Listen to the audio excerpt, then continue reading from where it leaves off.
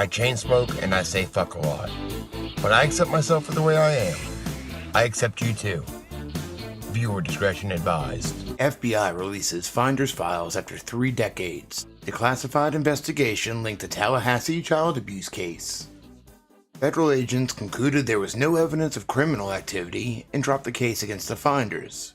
It would have been swept into the annals of the FBI case history, except for a Stuart, Florida resident named Skip Clements, who had been researching the Finders for years. He claimed the U.S. Customs Service called off the investigation at behest of the CIA, which he said was using the commune as a front to train agents.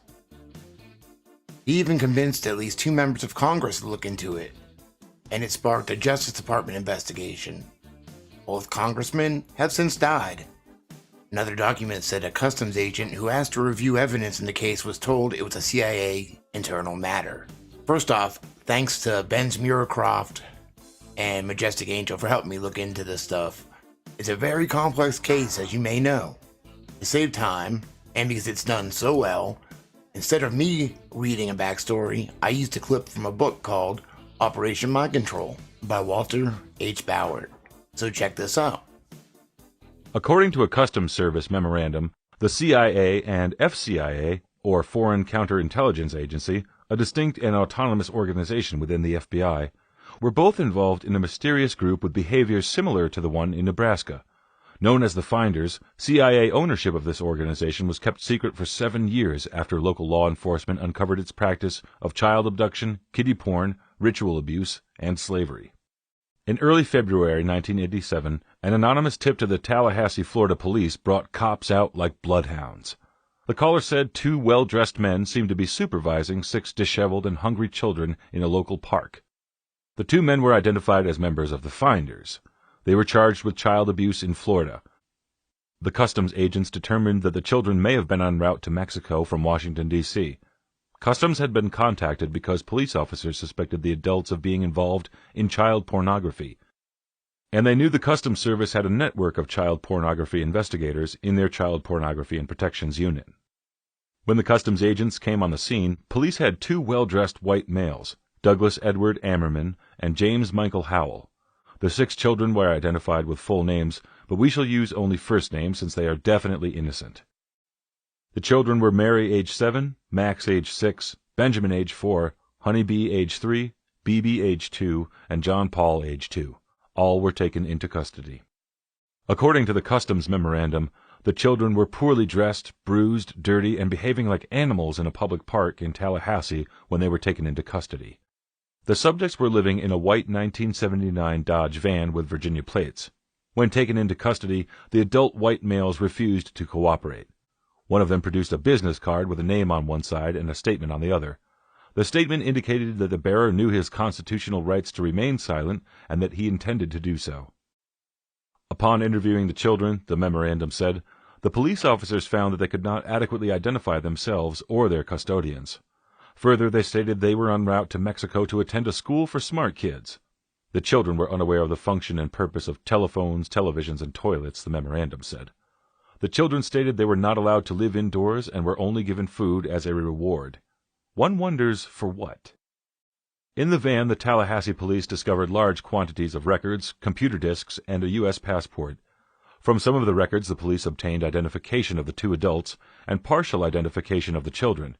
This led to search warrants of 2 Washington, D.C. addresses owned by the Finders Group. An informant gave the police information regarding a cult by that name, operating at various businesses, one of which was a warehouse for the children. The information was specific in describing blood rituals and sexual orgies involving children, and an as-yet unsolved murder in which the Finders may be involved, the memorandum said. With the information provided by the informant, detectives were able to match some of the children in Tallahassee with the names of children alleged to be in the custody of the Finders, the memorandum said. During the execution of the warrant at 3918 and 3920th West Street, the memorandum said, I was able to observe and access the entire building. I saw large quantities of children's clothing and toys. The clothing consisting of diapers and clothes in the toddler to preschool range. No children were found on the premises. There were several subjects on the premises. Only one was deemed to be connected with the Finders. Stuart Miles Silverstone was renting space to other tenants. He was located in a room equipped with several computers, printers, and numerous documents. Cursory examination of the documents revealed detailed instructions for obtaining children for unspecified purposes. The instructions included the impregnation of female members of the community known as finders, purchasing children, trading, and kidnapping.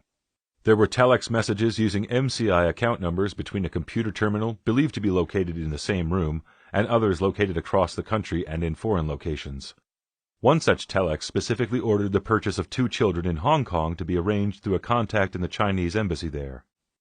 Another telex expressed an interest in bank secrecy situations. Other documents identified interests in high-tech transfers to the United Kingdom, numerous properties under the control of the finders, a keen interest in terrorism, explosives, and the evasion of law enforcement. Also found in the computer room was a detailed summary of the events surrounding the arrest and taking into custody of the 2 adults and 6 children in Tallahassee, Florida, on the previous night. There were also a set of instructions which appeared to be broadcast via a computer network, which advised participants to move the children and keep them moving through different jurisdictions, and instructions on how to avoid police attention. At the other Washington address, the customs agent writing the memo was again granted unlimited access to the premises. I was able to observe numerous documents which described explicit sexual conduct between the members of the community known as finders. I also saw a large collection of photographs of unidentified persons. Some of the photographs were nudes, believed to be of members of finders. There were numerous photos of children, some nude, at least one of which was a photo of a child on display and appearing to accent the child's genitals. I was only able to examine a very small amount of the photos at this time. However, one of the officers presented me with a photo album for my review. The album contained a series of photos of adults and children dressed in white sheets participating in a blood ritual. The ritual centered around the execution of at least 2 goats. The photos portrayed the execution, disembowelment, skinning, and dismemberment of the goats at the hands of the children. This included the removal of the testes of a male goat, the discovery of a female goat's womb and the baby goats inside the womb, and the presentation of a goat's head to one of the children, the memo said.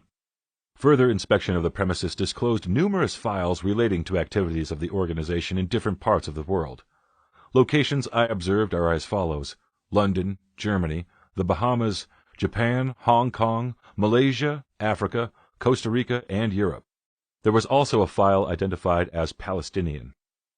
Other files were identified by member name or project name, the projects appearing to be operated for commercial purposes under front names for the finders. There was one file entitled Pentagon Break-In, and others which referred to members operating in foreign countries. Not observed by me, but related by an officer, were intelligence files on private families not related to the finders. The process undertaken appears to have been a systematic response to local newspaper advertisements for babysitters, tutors, etc. A member of the finders would respond and gather as much information as possible about the habits, identity, occupation, etc. of the family. The use to which this information was to be put is still unknown. There was also a large amount of data collected on various child care organizations. The warehouse contained a large library, 2 kitchens, a sauna, hot tub, and a video room. The video room seemed to be set up as an indoctrination center. It also appeared that the organization had the capability to produce its own videos. There were what appeared to be training areas for children and what appeared to be an altar set up in a residential area of the warehouse. Many jars of urine and feces were located in this area. I should also mention that both premises were equipped with satellite dish antennas. U.S. Customs interests, the memo concludes, now lie in the purpose behind the inquiries into bank secrecy laws, and the purpose of the organized procurement and smuggling of children across the U.S. international borders. The possibility still exists that the children are being smuggled for a primary or secondary purpose of producing child pornography. Other agencies with interest may be the Internal Revenue Service, the Immigration and Naturalization Service, the Department of Commerce, the Department of Defense, and the FBI. The FBI is already involved in the investigation of the transportation of the children already discovered across state lines as it pertains to the Mann Act. In an attached memo dated April 13, 1987, the cryptocracy's secret unraveled. Referring to the previous memo by date and description, subject Finders from Special Agent, this memo reads, "I spoke to a third party who was willing to discuss the case with me on a strictly off-the-record basis. I was advised that all the passport data had been turned over to the State Department for their investigation. The State Department in turn advised Metropolitan Police Department that all travel and use of the passports by the holders of the passports was within law and no action would be taken. This included travel to Moscow, North Korea, and North Vietnam from the late 1950s to mid-1970s. The individual further advised me of circumstances which indicated that the investigation into the activity of the finders had become a CIA internal matter.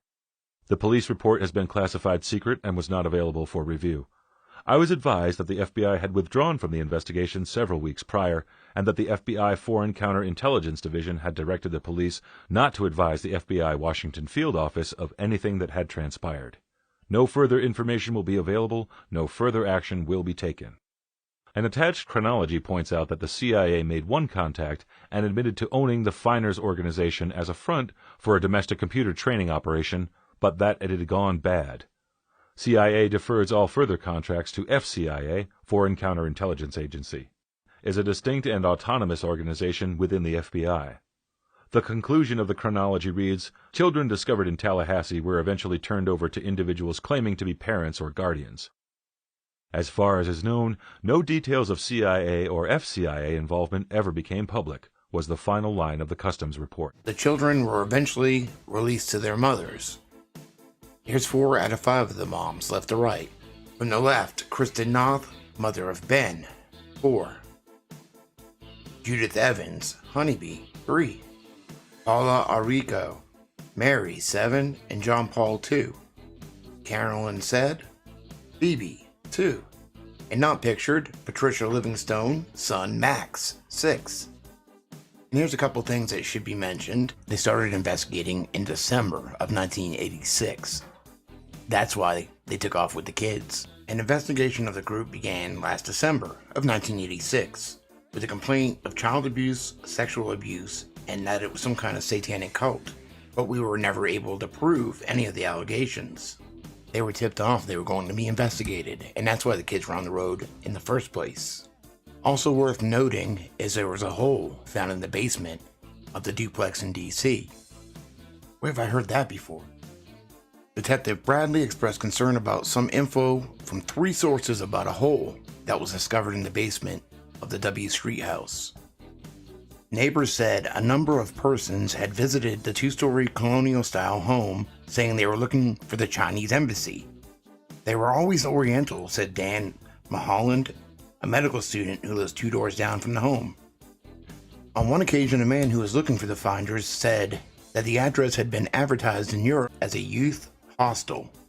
Another neighbor, Nancy Wright, said a girl had come to her home and asked directions to the finder's house, but she said she had seen the address on a notice at a bus station advertising a youth hostel. Police investigator Cheryl Wygand told the Tallahassee Democrat on Saturday night that more than one of the children had been sexually abused. In Virginia, the authorities said they had completed their part of the investigation by searching 5 places in Madison County where members of the group were said to have occupied farms and homes. When they were searching the Virginia farms, they found cages for children. Some of the material seized included photos showing children involved in bloodletting ceremonies of animals and one photograph of a child in chains. Oddly enough, the finder's documents contain a couple pages referring to McMartin Preschool. First off, there's a map. The tunnels found at McMartin Preschool, a preliminary report. 45-foot tunnel. 9-foot wide subterranean entrance found under west wall of the quote dog room, classroom 4, blank classroom. Avocado tree roots cut on both sides of the entrance. Disney bag, copyright 1982, found 4.5 feet below the classroom floor, and 3 to 6 inches in from entrance and under foundation, classroom 4. Tunnel proceeded south, then east 45 feet through classroom 4 and 3, and north, then east 10 feet within classroom 4. Tunnels were 30 inches wide, 44 to 46 inches deep, with the top of the tunnel 30 inches under the classroom floor. What's that, about 2.5 by 3.5 feet or something? 4 large upright containers were found in the tunnel under the arch, obviously hand-placed. A 9-foot wide chamber was found along the tunnel. Tunnel features made it evident that tunnel was hand-dug. 7-foot tunnel extending into the triplex next door. The tunnel extended from the bathrooms off the office in Classroom 1 to the front yard of the triplex next door. Front yard concealed from street by 3-car garage. Children described entrance and exiting tunnel in triplex yard exactly where the tunnel and exit were found. A small white plastic plate with 3 pentagrams hand-drawn on top of light green paint was found by the archaeologist in the stratified dirt in the play yard. Per historical archaeologist, pentagrams were hand-drawn by an adult and not part of the manufacturer's design. No doorknobs were on Classroom 3, only a deadbolt lock. Each classroom had on and off light switch labeled fire alarm. The system did not connect to fire station but was used as an alert within the school. More than 2,000 artifacts were found under the school floor, including over 100 animal bones. Up until now, there has been no clear-cut, irrefutable evidence available to the public. But now, finally, the public has smoking gun evidence of pedophile kidnapping, abuse rings operated by a U.S. government intelligence agency. These official U.S. Customs investigation reports are irrefutable evidence of 1. A case of obvious child neglect and abuse involving child pedophile sexual abuse and child pornography and satanic cult ritual abuse, wherein the perpetrators were caught directly in the act by law enforcement, arrested on the basis of irrefutable evidence at the scene, and faced serious charges which typically bring sentences of decades in prison. Number 2. Whereas search warrants were obtained for the Finders Cult office in Washington, D.C., and a complete search was enacted by law enforcement which provided irrefutable pictures, movies, and documents of such above abuse and neglect, and evidence of access to the confidential arrest reports on the Finders Cult from the arrests in Tallahassee, which occurred only a day earlier, suggesting very high-level connections to U.S. intelligence agencies in and of itself. Number 3, whereas all investigation of the Finders Cult by the FBI, U.S. Customs, and local law enforcement was ordered stopped by the U.S. Justice Department on grounds of national security, and the matter of the Finders Cult was turned over to the Central Intelligence Agency as an internal security matter. Since the Finders is and has been a domestic and international covert operation of the Central Intelligence Agency. Number 4, whereas any and all investigation of the Finders Cult was immediately stopped, all evidence was suppressed and denied, the abused child victims were released back to the adult perpetrators who had been arrested in the act, and the CIA resumed its ongoing covert operation of the Finders Cult, which is used to procure and produce the development of child assets to be used to entrap politicians, diplomats, and corporate and law enforcement officials, to sell such child victims to wealthy perverts to raise money for covert operations, to train some of the child victims to be professional operatives and assassins of a totally cold, multiple personality, mind-controlled nature. This most disgusting perversion perpetrated by our government needs to be exposed. Where is everybody now? I haven't been able to locate them all, but I found some of them. Everything I used is public knowledge and public sourced. Newspaper clippings, social media, stuff that anybody can see.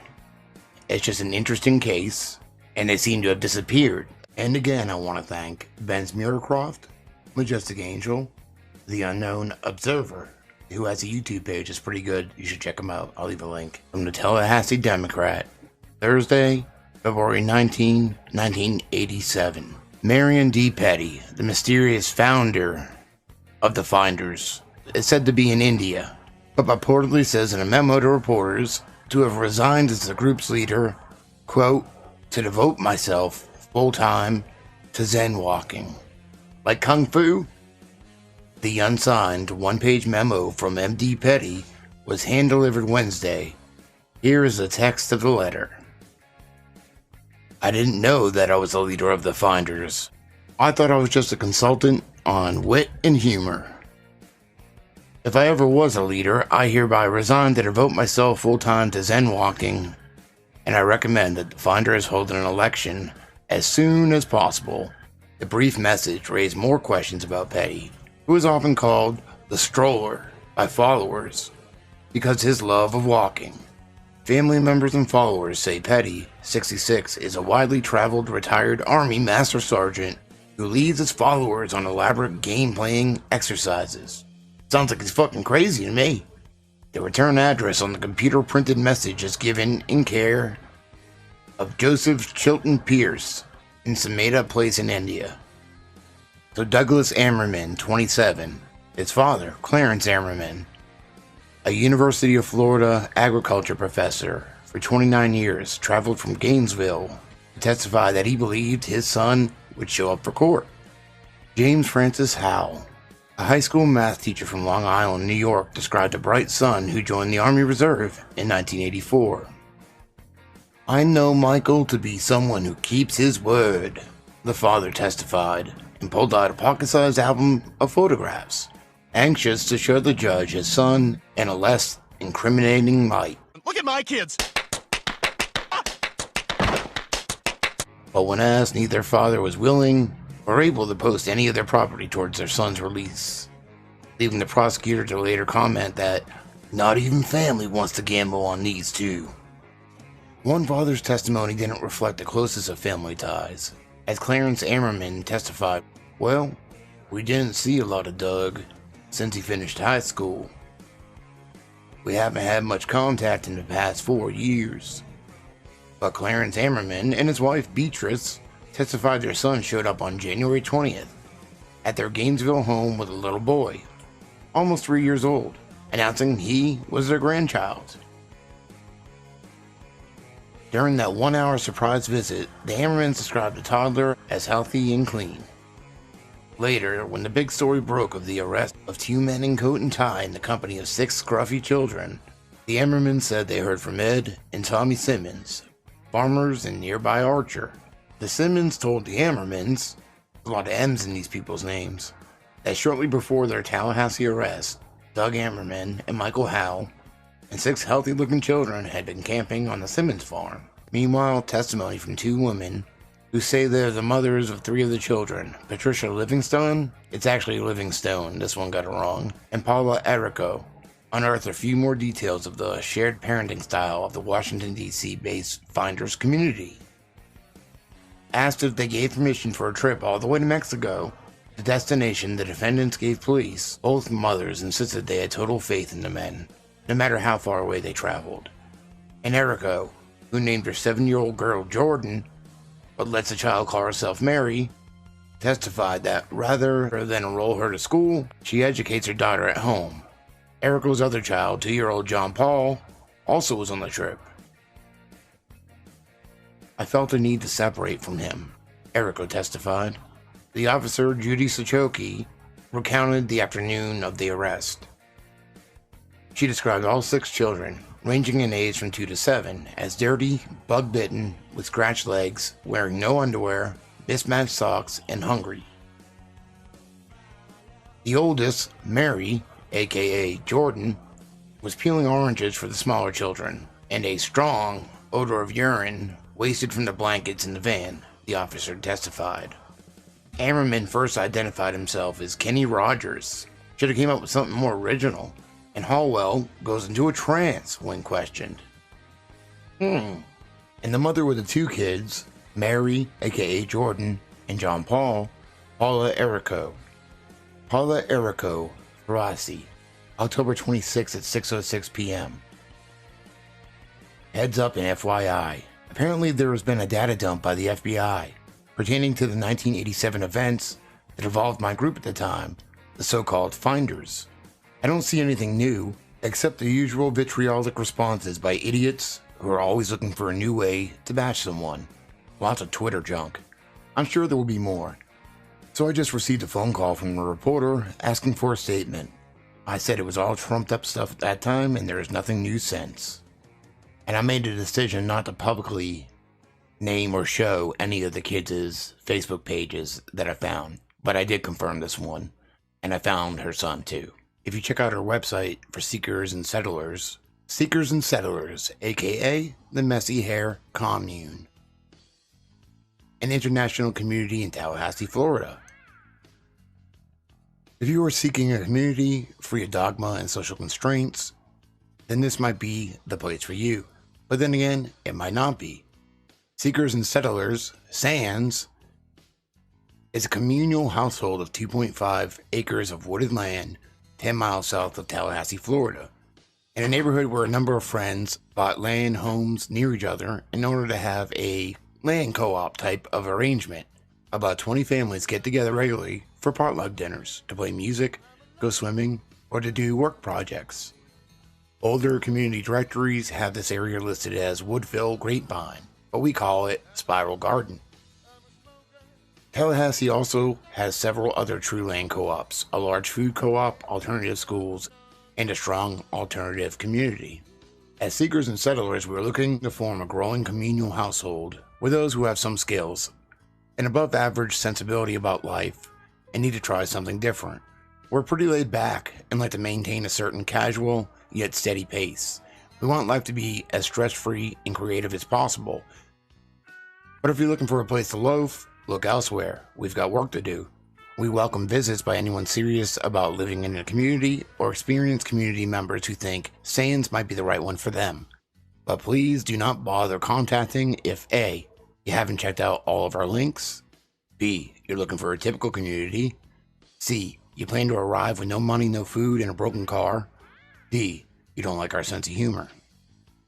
Paula is a brave soul responsible for opening her land and house to this experiment. Who in the right mind would do such a thing? Well, you can read her story yourself. Paula's story.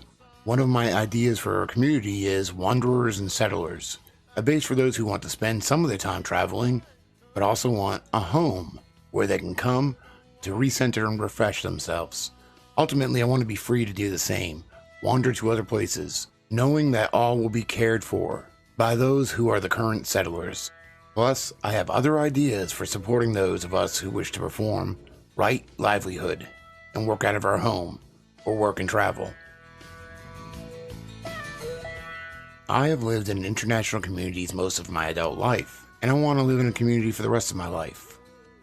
I have worked on creating an international community on my land for several years, experimenting with living co-opportunity with friends. I want more visitors from the USA and from all around the planet who are interested in learning about community living, or who are working to create peace and justice on our planet. I envision using my house and land to shelter an ever-changing and evolving group of like-minded folks. And from her, you can connect to one of her friends, Carolyn Said, staff writer at the San Francisco Chronicle, on here or Twitter, where she has a check mark.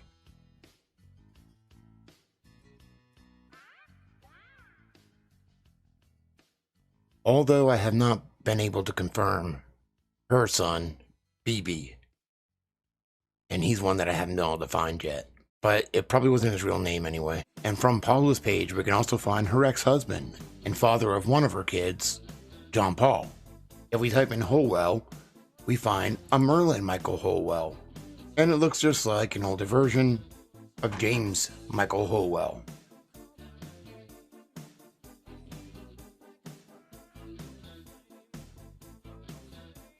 And it is, I've confirmed it.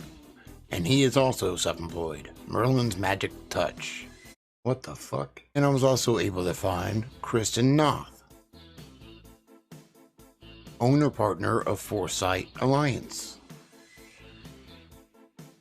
an innovative consultant firm that applies foresight strategy and research to build organizations' resilience in today's increasingly complex and fast-changing environment.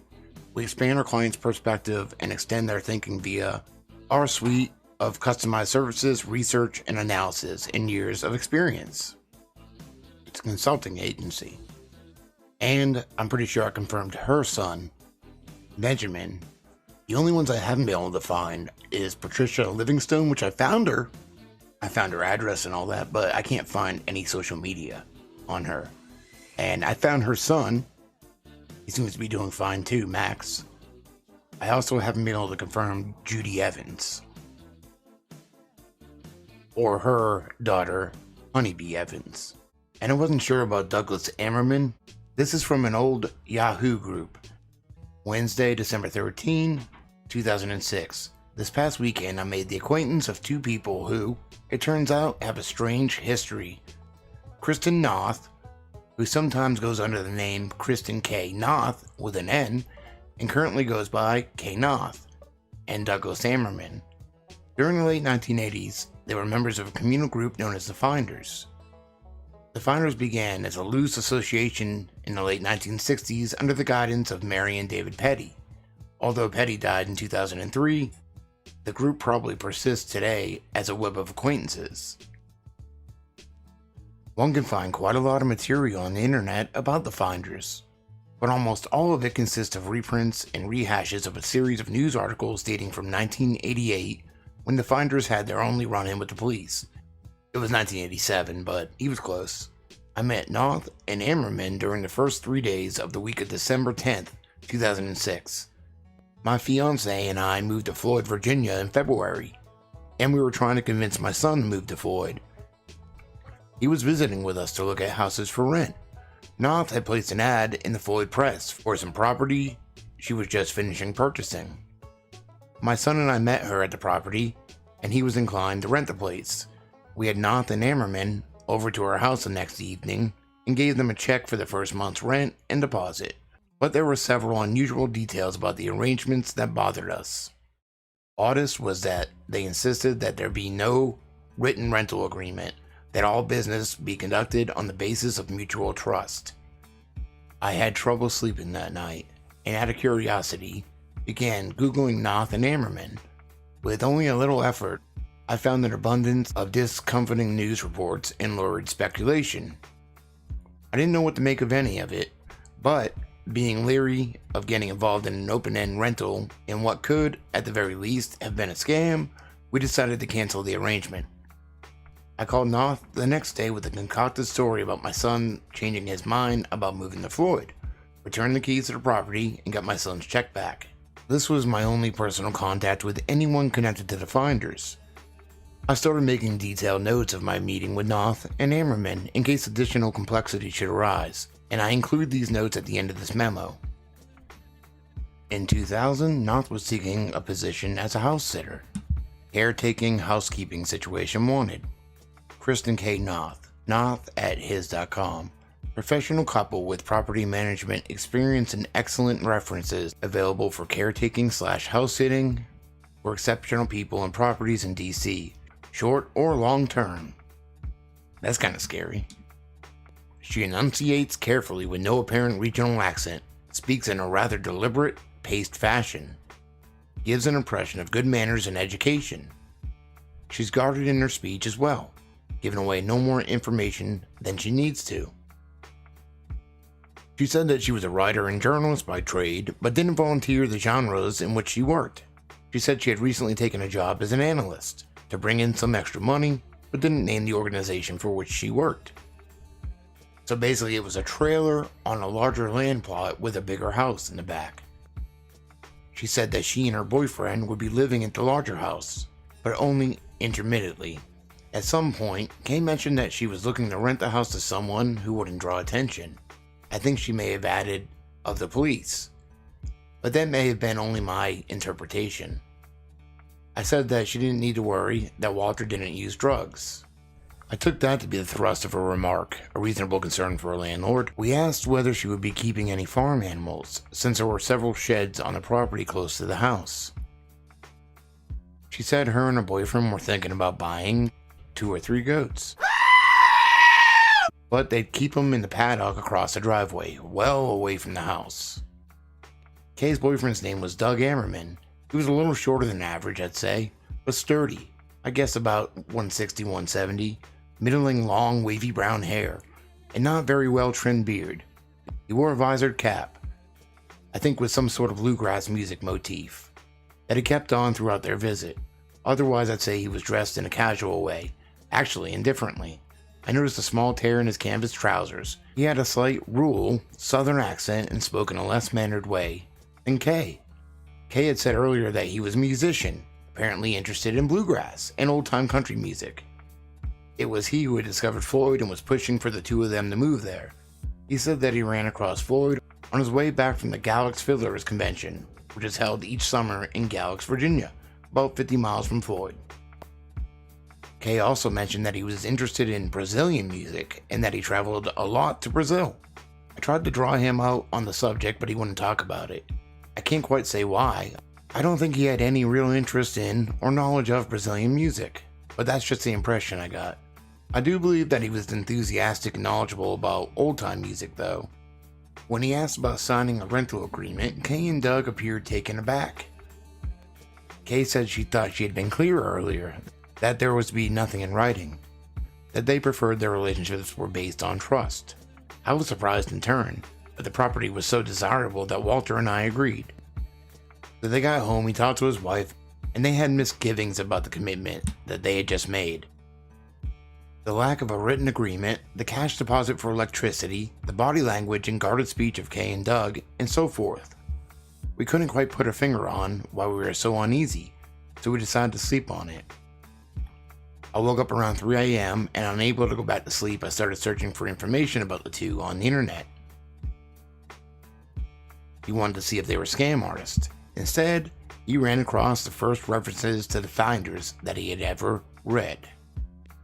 So they went and gave the keys back and got their check back. Kristen and Doug's son is Ben, so you would figure they probably would keep in touch even if they are broken up, because they have a kid together.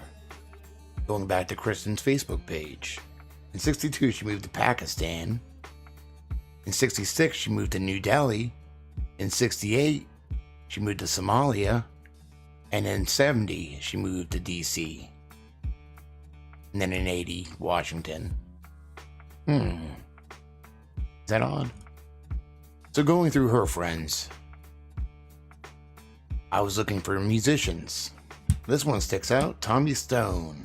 Oh, he was in a band, the Protest Song Factory from Charlottesville. Interesting. Monsanto, Monsanto, I had a bad dream. You poison the planet and patent the seed. Now the wind blowing pollen from my neighbor's field has got me in court while decreasing my yield. Sign, where's justice? And then I started finding a lot. And according to one of the email addresses I found linked to his property, then it's him. But he goes by Slinky Cobblestone. I know it sounds ridiculous, but I found him. Hey, this is Slinky Cobblestone Bonnaroo 2010 with all my good buddies here at the Sierra Nevada tent. We got a little song for you people out there in California. Take that pipe and plug it, it ain't serving us no more. The 1% is the major reason we all feel so poor. Their corporate machine making all that money ain't working here no more. So take that pipe and plug it, it ain't serving us no more. Take that pipe and plug it, it ain't serving us no more.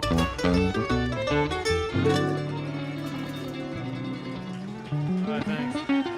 Yeah!